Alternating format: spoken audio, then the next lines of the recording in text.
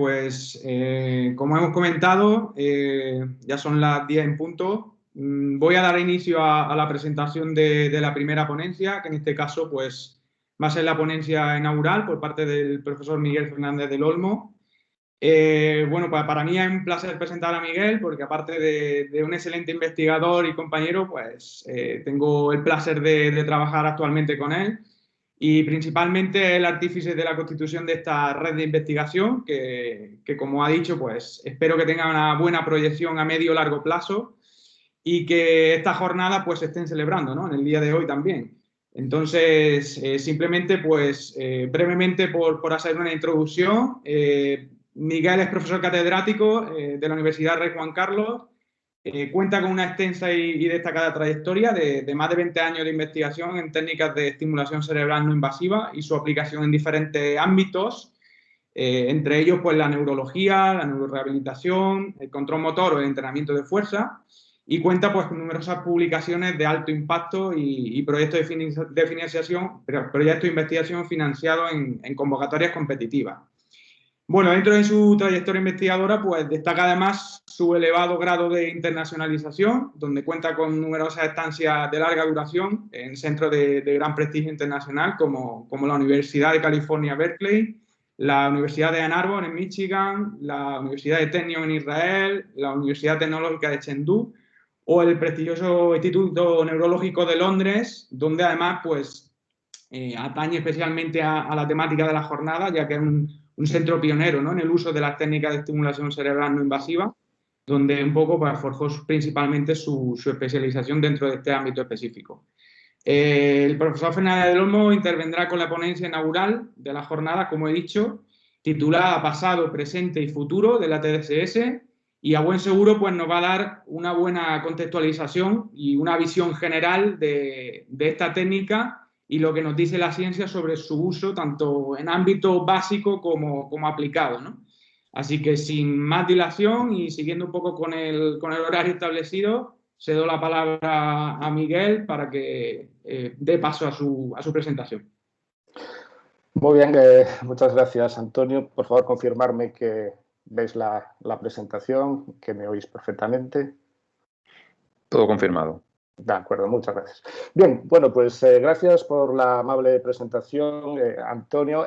Voy a intentar resumir, lo cual no es breve, en apenas 25 minutos, un poquito la trayectoria de la técnica conocida como estimulación transcranial por corriente directa. Me voy a referir a ella como la TDCS porque estoy acostumbrado a esa terminología, si no me resultaría un poquillo complejo estar diciendo TDCS, ¿de acuerdo? Antes de entrar en materia, creo que es importante entender lo que es el potencial motor evocado para entender algunos estudios que voy a presentar a continuación. Nosotros cuando estimulamos magnéticamente el área motora primaria y registramos con electromiografía un músculo, yo puedo obtener lo que se denomina un potencial motor evocado, que es la señal que podemos ver en esta figura. La amplitud de esta señal es una medida de la excitabilidad córtico-espinal. Esto es importante aclararlo, no es únicamente una medida de la excitabilidad cortical, porque existe una conexión a nivel espinal, con lo cual mientras no se controle para la excitabilidad a nivel espinal no podemos atribuir la amplitud de este MEP a una excitabilidad meramente cortical. Esto es simplemente para matizar. Pero bueno, este es el parámetro que más se ha utilizado para explorar la capacidad de neuromodulación, qué palabra tan bonita, con las técnicas de estimulación cerebral no invasiva, como la estimulación magnética y la TDCS, de la que hablaremos a continuación. La TDCS no es una técnica nueva, ya tenemos en el año 60, incluso antes, intentos de estimular el cerebro a través de corrientes eléctricas pues, de baja intensidad. Pero realmente, tal como entendemos hoy la TDCS y la popularidad de esta técnica, se la debemos fundamentalmente a los estudios pioneros de Nitsch y Paulus. El primero de ellos, que se publica en Journal of Physiology en el año 2000, estos investigadores aplican durante 5 minutos la TDCS, una configuración anodal, de tal modo que el ánodo se localiza sobre el área motora primaria y el cátodo sobre la supraórbita contralateral, y comprueban que tras 5 minutos de aplicación de esta estimulación se consigue durante otros 5 minutos un incremento en la amplitud del potencial motor evocado medido con la estimulación magnética transcraneal, lo cual los investigadores sugieren que hay un incremento en la excitabilidad cortical. Por lo contrario, si la disposición que utilizamos de los electrodos y colocamos el ánodo en la supraórbita y colocamos el cátodo en el área motora primaria, lo cual sería una estimulación catodal, lo que se observa es una disminución en esta amplitud, es decir, una disminución en la excitabilidad cortical. Es importante ir a los detalles, ¿ok? En este estudio se hacen una serie de experimentos, 4 concretamente, pero fijaros que el tamaño muestral es relativamente reducido. En la mayoría de los casos estamos hablando de 12 sujetos. Por otra parte, no se realizan para comparaciones múltiples ningún tipo de corrección. Entonces, quiero ir matizando todas estas cuestiones porque van a ser relevantes a posteriori. En función también de este estudio, los investigadores sugieren que la estimulación anodal lo que estaría haciendo es provocar una despolarización pues, en los axones de las neuronas, lo cual las haría más sensibles a una estimulación, a un potencial de acción, mientras que con la estimulación catodal sería lo contrario, se hiperpolarizaría, haciendo más difícil que esa neurona responda. Pero esto está basado obviamente en estudios realizados in vitro que poco tienen que ver con el estudio realizado en este caso. Un poquito más tarde, en el año 2001, estos mismos investigadores ahora lo que van a testar es la duración de la estimulación y evaluar el efecto sobre la estabilidad cortical en función de la duración de la estimulación. Y comprueban que no es un efecto lineal, es decir, si en 5 minutos de estimulación obtenemos pues, unos 5 minutos de una facilitación, con 13 minutos obtenemos una facilitación que puede durar más de 1 hora, casi 90 minutos. Curiosamente, este estudio, una vez más, está hecho únicamente con 12 sujetos. Como se puede comprobar, si vamos a la situación en la que se estimula durante 11 minutos, no se encuentra un efecto significativo. Y aquí ya los investigadores mencionan, sin discutirlo, que existe una gran variabilidad en la respuesta de los sujetos. Para aquellos interesados en conocer cuál es la fisiología o los posibles efectos fisiológicos de la TDCS, os recomiendo esta serie de estudios. Quizás para mí el mejor de ellos es este de aquí, donde claramente ya se descarta que el efecto de la TDCS sea una modulación, como inicialmente se planteaba, de un incremento, un decremento en la excitabilidad axonal. Bien, un poquito más tarde, en el 2003, estos mismos investigadores realizan un estudio donde intentan comprobar el efecto de la TDCS aplicada simultáneamente durante la ejecución de una tarea. La tarea utilizada es una tarea para medir el aprendizaje implícito, que consiste en una tarea de tiempo de reacción que en función de dónde aparece un estímulo en la pantalla, pues hay que golpear con un dedo o con otro. En un primer bloque, estos estímulos aparecen de una manera aleatoria, pero en los siguientes bloques, del 2 al 5, estos estímulos se repiten en una secuencia de 12 estímulos, aunque el sujeto teóricamente no es consciente de que se está produciendo esa secuencia, ¿no? Pero que se va mejorando, es decir, el tiempo de reacción va disminuyendo. En el bloque 6 aparece un nuevo bloque de estímulos aleatorios y la diferencia entre el tiempo de reacción de estos bloques aleatorios, de este bloque aleatorio, con el bloque de la secuencia, el bloque 5, es un indicativo del aprendizaje implícito. Bien, en este estudio los investigadores tienen una muestra de 80 sujetos que dividen en 4 grupos en función de la zona estimular. En el área premotora, en el área prefrontal de ambos lados no obtienen ningún efecto. Sin embargo, en el área motora primaria, cuando aplican estimulación anodal, comprueban que hay un efecto significativo. Dicho de otro modo, que la estimulación anodal incrementa el aprendizaje implícito. La interpretación realmente de esta tarea no es tan sencilla. Muchos de los que estáis aquí, si la habéis utilizado, incluso si habéis sido sujetos, es complejo saber realmente quién es consciente o no de que existe una secuencia. Lo que se suele hacer habitualmente es al finalizar pues, el estudio, se pregunta al sujeto si creía que había alguna secuencia. Si el sujeto dice que sí, se le dice que escriba dicha secuencia. Pero claro, aquellos que hemos hecho esta tarea sabemos que podemos ser conscientes de que hay una secuencia, pero no podemos declararla. Por otra parte, llama la atención que son los mismos sujetos los que han hecho estos mismos bloques en 3 ocasiones diferentes, lo cual llama la atención que en ningún caso haya habido pues, un aprendizaje explícito. Pero bueno, fijaros, de repente tenemos una técnica que es capaz, teóricamente, de modular la excitabilidad cortical. Y no solo eso, sino que aplicada simultáneamente puede modular una función. Si a eso le sumamos el hecho de que la TDCS es una técnica relativamente barata, en Amazon la podemos encontrar en Estados Unidos por $200, que es segura, realmente no tiene efectos adversos a considerar y que teóricamente es de fácil aplicación, esto puede explicar la gran popularidad que ha alcanzado en la última década. Tal es así que actualmente se publican al año 1000 estudios de TDCS. Y podemos encontrar todo tipo de estudios que muestran efectos positivos para mejorar cualquier función cognitiva, cualquier función ejecutiva, cualquier función motora, en cualquier tipo de patología o en cualquier tipo de condición. Esto, evidentemente, ha generado cierto escepticismo, ¿vale?, en parte de la comunidad científica.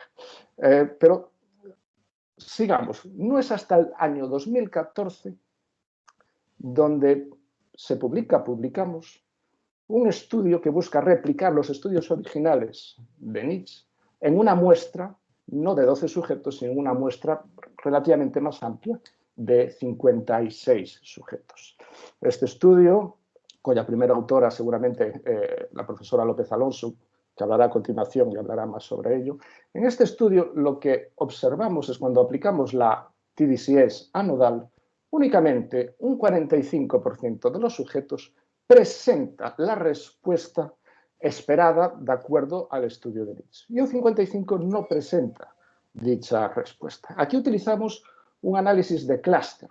En el total de la muestra no había un efecto significativo, no había un efecto de la TDCS. Entonces, cuando hacemos un análisis de clúster, que no es más que un análisis exploratorio, casi cualitativo, discutible, quizás en ciertos parámetros que hay que utilizar. Entonces, vemos que sí, que hay un grupo de respondedores y un grupo de no respondedores. Con este estudio, que fue uno de los más citados en los últimos 10 años, intentábamos poner el foco de atención en el problema de la variabilidad y gracias a este estudio se pone ese foco de atención. Desafortunadamente, la mayoría de las citas de nuestro estudio ha sido para justificar la ausencia de un efecto asumiendo que debe de haber un efecto. Pero a partir de este trabajo ya empiezan a haber más trabajos donde, por ejemplo, en este estudio de Hobart, aunque todo se ha dicho, utilizan una muestra muy reducida de expertos, pues en este estudio, durante 9 sesiones de TDCS, 3 anodal, 3 catodal y 3 SAN,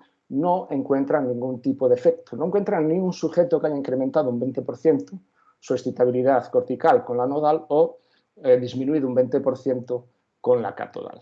Pero para mí el estudio más relevante es el que se ha publicado recientemente este año, donde este grupo, en un estudio previamente registrado con 62 sujetos, doble ciego, randomizado y controlado para el efecto de la SAN, y esto es importante, en nuestro estudio nosotros no utilizamos una condición SAN, una condición placebo, lo cual es discutible si esta es una respuesta real, la de los respondes. Bueno, pues en este estudio, que para mí es el mejor estudio realizado hasta el momento, yo de hecho felicité a los autores y hemos escrito alguna cosa juntos, pues demuestran, primero, que no hay ningún tipo de efecto. En este estudio se realizan varias sesiones, 4 sesiones de estimulación en cada sujeto, 2 con anodal y 2 SAN, y demuestran que no hay ningún efecto, no hay ninguna diferencia entre la estimulación anodal y la estimulación SAN, y lo que es más importante, no existen los responders, lo cual viene a contradecir nuestros resultados, pero, insisto, este trabajo utiliza, a diferencia del nuestro, una condición SAN.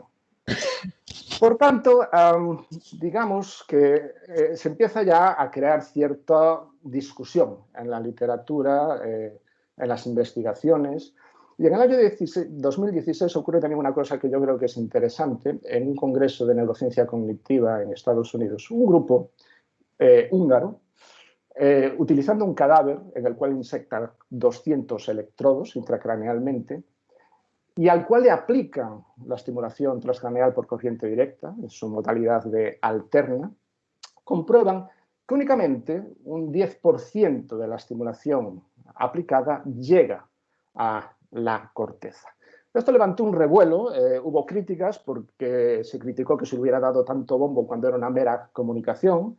Se publicó algún trabajo discutiendo y cuestionando el uso de cadáveres para medir realmente la conducción de la corriente eléctrica, pero estos investigadores dieron la réplica, es decir, estos investigadores presentaron un estudio realizado en cadáveres y creando un modelo que validaron además también en el cerebro de las ratas vivas y muertas, y demostraban que lo que habían hipotizado previamente, que en un sujeto vivo la disipación de la corriente eléctrica sería mayor, aún llegaría menos corriente eléctrica a la corteza. Lo interesante de este trabajo es que de alguna manera ha provocado que mayor número de estudios, mayor número de grupos intenten abordar qué es lo que está pasando realmente a nivel fisiológico registrando intracorticalmente. Por ejemplo, se han hecho estudios con primates, registrando neuronas en estos primates mediante también TDCS alterna, donde pues muestran que esa TDCS alterna puede atraer o modificar de alguna manera los ciclos o las oscilaciones, las frecuencias de oscilación neuronal, aunque después con pacientes con epiléptica otro grupo no encontró dicha atracción. Y por otra parte también otros grupos han sugerido, por ejemplo, que el efecto puede ser debido a una estimulación de los nervios periféricos. Sea como sea, lo que es evidente es que existe una gran discusión en la literatura sobre el efecto real de la TDCS. Tal es así que hay, pues bueno, investigadores cuyas opiniones, que no evidencias, son tan explícitas y poco correctamente políticas como la de Vincent Walsh, ¿no?, del College London, que viene a decir que el estudio de la TDCS es un mar de mierda y mala ciencia, aunque también dice que él ha sido uno de los causantes de haber puesto gas en el tanque de la TDCS, ¿no? Otros investigadores son políticamente más correctos y critican a aquellos escépticos diciendo que navegan en un mar de incredulidad, ¿no?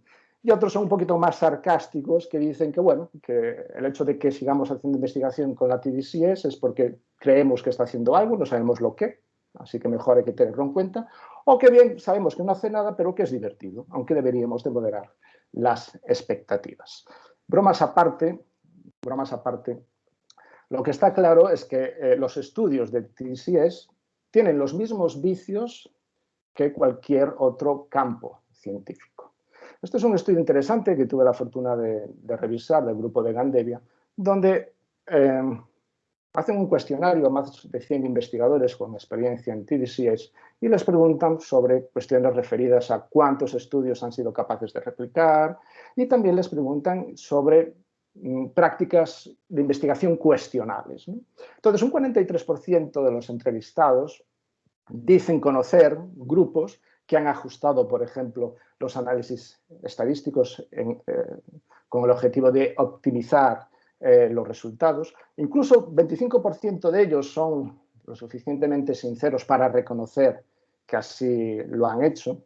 Pero, insisto, esto no es solamente una cuestión del estudio de la TDCS, es una cuestión extrapolable a otros ámbitos, pero lo cual no justifica, por supuesto, estas malas prácticas. Una cuestión importante es que la mayoría de los estudios realizados con la TDCS, la potencia estadística que tienen está por debajo del 50%.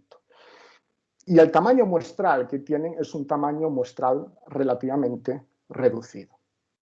Y esto es importante. Esto es un interesante trabajo donde un grupo de investigadores cogió a un total de 80 sujetos a los que sometió a estimulación anodal y catodal durante una tarea de tiempo de reacción. Y comprobaron que, bueno, la anodal disminuía el tiempo de reacción y la catodal pues incrementaba el tiempo de reacción. Reconocen, no obstante, que no utilizaron una condición sana, una condición control. Pero lo que hacen en este estudio, con una muestra de 75 sujetos, lo que hacen es empezar a extraer muestras de diferente tamaño, de manera aleatoria, y ver si son capaces de replicar dicho efecto. Entonces, lo que comprueban es que con una muestra, por ejemplo, de 20 sujetos, la probabilidad de encontrar ese efecto es de un 20%. E incluso con una muestra de 60 sujetos, la probabilidad de encontrar este efecto es de un 50%. Esto, la misma lectura se puede hacer en caso de que no existiera un efecto y que pudiéramos observar un efecto. Pero también lo que es importante es que cuando se ve un efecto, el tamaño de ese efecto va disminuyendo a medida que aumenta el tamaño muestral. Por tanto, y en vista de todo esto, ¿cómo podemos avanzar en el conocimiento, en la evidencia científica de la TDCS, de los efectos de la TDCS? Y esto es una opinión personal, evidentemente, pero yo creo que debemos avanzar evitando por parte de sociedades científicas la publicación de estudios como el que tenemos aquí. Un estudio de expertos en TDCS que establecen una serie de guías para el uso terapéutico de la estimulación transcranial por corriente directa. ¿Y por qué digo que debemos de evitar la publicación de estos trabajos? Pues fijémonos en el resumen únicamente de este estudio. Utilizando una serie de criterios que ellos mismos reconocen que son arbitrarios para considerar un estudio de clase 1 o un estudio de clase 2, lo que vienen a decir es que la evidencia actual, ¿sí?, no indica ninguna patología de las que tenemos aquí arriba, ¿sí?, sobre todo neurológicas, donde exista una eficacia definitiva de la TDCS. Sin embargo, comentan que probablemente es eficaz en la fibromialgia, en depresión, en la adicción, y que quizás, posiblemente, es eficaz en el dolor neuropático del miembro inferior tras una lesión medular. Personalmente creo que probable y posible no es una terminología concreta, específica, que se debiera de utilizar en un estudio o en un ámbito científico, ¿no? Pero después de presentarnos todo esto, a continuación nos dicen que todavía permanece por ser clarificado si este probable o posible efecto terapéutico de la TDCS es clínicamente significativo y cómo optimizar, pues, el uso terapéutico de la TDCS. Dicho de otro modo, por una parte nos están diciendo que puede ser eficaz, pero por otra nos dicen que aunque pueda ser eficaz, igual no lo sea clínicamente de manera significativa. Yo creo que esto genera mucha confusión. Yo creo que esto puede dar pie a que mucha gente utilice trabajos de este tipo para justificar el uso terapéutico de esta técnica. Entonces yo creo que debemos de movernos desde este tipo de trabajos a otro tipo de trabajos como el que tenemos aquí, donde pues, es un estudio controlado, randomizado, realizado con 130 pacientes con depresión, estudio multicéntrico. Ahí es como creo que debemos de progresar, ¿no? Para finalizar, recientemente publicamos una pequeña carta en una revista muy modesta. El objetivo también era potenciar, ¿no?, pues esa revista de neurociencia en Brasil, pero bueno, que tuve el honor, ¿no?, de escribir esta carta pues, con gente como por ejemplo John Rothwell, Tibor Hortobay, y donde al final, abordando todas las técnicas de estimulación invasiva, no solamente la TDCS, sino la TMS, concluimos que únicamente dando un paso atrás, volviendo a evaluar aquellos estudios que han provocado o que han motivado toda esta mare magnum de estudios sobre los efectos de la TDCS, únicamente volviendo atrás y reevaluando todo eso, podremos seguir progresando. Evidentemente yo no soy ningún utópico y soy muy realista y sé que la TDCS viene para quedarse. Como a veces digo, desafortunadamente el negocio va por delante de las evidencias científicas, incluso cuando a veces estas no existan. por mi parte, 21 minutos, creo que me he ajustado bien al tiempo. Y nada, quedo a la disposición de todos los asistentes para aquellas dudas que estiméis realizar.